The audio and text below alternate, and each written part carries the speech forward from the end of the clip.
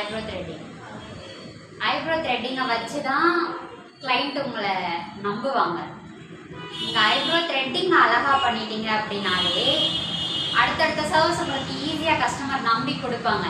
Okay, இந்த பொண்ணுக்கிட்ட ஏதோ இருக்குது, ஐப்ரோ த்ரெட்டிங்கே இவ்வளோ அழகாக பண்ணுறாங்க, அப்போ அடுத்தடுத்த சர்வீஸ் எல்லாம் எப்படி பண்ணுவாங்க, இப்போ நல்லா பண்ணுவாங்க போல், இவங்களை நம்பி சர்வீஸ் கொடுக்கலாம் அப்படின்னு நினைப்பாங்க. இந்த ஐப்ரோ த்ரெட்டிங் நல்லா வராமல் மற்ற எல்லா சர்வீஸுமே எனக்கு கற்றுப்படிப்பா அப்படின்னு நீங்கள் நினச்சிங்கன்னா கஸ்டமர் உங்களுக்கு அடுத்தடுத்த சர்வீஸ் கொடுக்குறது ரொம்ப கஷ்டம். கஸ்டமருக்கு ரைட் சைடு ஐப்ரோஸ் எடுக்கும்போது கஸ்டமரோட முன்னாடி நின்று எடுக்கணும். லெஃப்ட் சைடு ஐப்ரோ எடுக்கும்போது கஸ்டமருக்கு பின்னாடி நின்று த்ரெட்டிங்க்குன்னு கஸ்டமர் வராங்கன்னா அவங்கள உட்கார வச்சதுமே நீங்கள் கேட்கணும், திக்காக எடுக்கணுமா ஆர் தின்னாக எடுக்கணுமா மேம் அப்படின்னு நீங்கள் கேட்கணும். அவங்க ஒரு ஷேப்பாக எடுக்கணும்னு சொல்லுவாங்க. அது அவங்களோட ஐப்ரோ ஷேப்புக்கு ஏற்ற மாதிரி இருந்துச்சுன்னா ஓகே மேம் எடுத்துக்கலாம், நீங்கள் ஸ்டார்ட் பண்ணலாம்.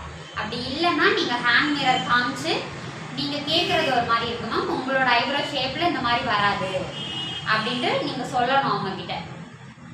அவங்க ஒன்று கேட்க நீங்களாக ஒன்று எடுத்துருவோம். ஆர்கானிகா பிராண்டோட நம்பர் 40 த்ரெட்டுன்னு கேட்டு வாங்கணும். காட்டன் த்ரெட் உங்களோட ஒரு எட்ஜ் எடுத்துக்கோங்க, அதில் ஸ்ட்ராங்காக கடிச்சுக்கோங்க.